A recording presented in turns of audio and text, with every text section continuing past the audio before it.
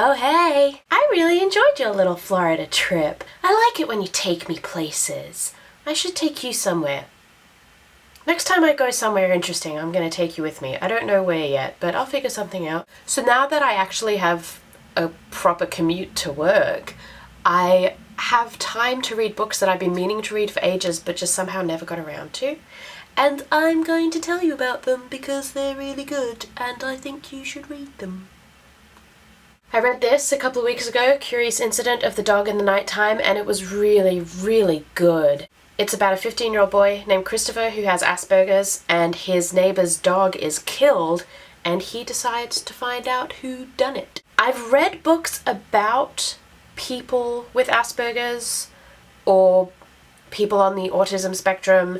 Jodi Picoult wrote one, I think it was House Rules, about a kid with severe autism, but this is the first one I've read that's from the person's perspective rather than being about them. Yeah, it was a really interesting read.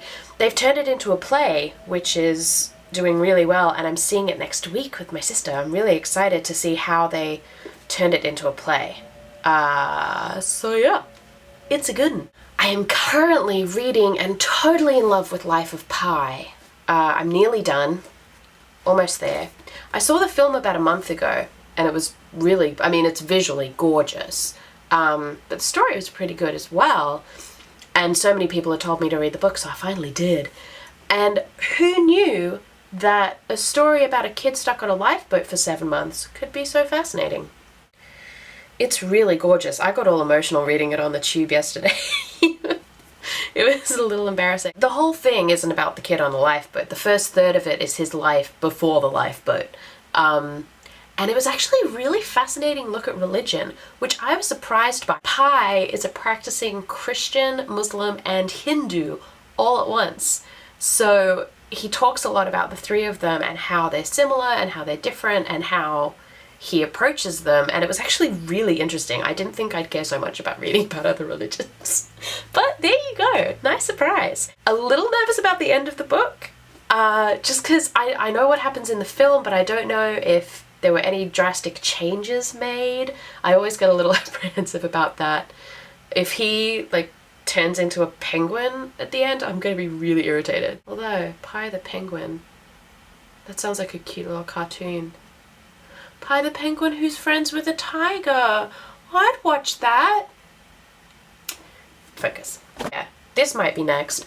Or Clash of Kings, the second in Song of Ice and Fire series, which I've been putting off because I didn't want to read the second book while watching the third season of Game of Thrones because I knew I just confused myself. And it's also intimidatingly big. Speaking of Game of Thrones, I don't know if you watch the series, I don't think you do, you really should. You've probably gathered from various social media that the most recent episode was kind of a big one. In the UK, Game of Thrones isn't shown until Monday night, so I was getting nervous about the episode because I'd seen everyone's reactions. I was like, okay, this is going to be a big episode, oh god, I'm anxious.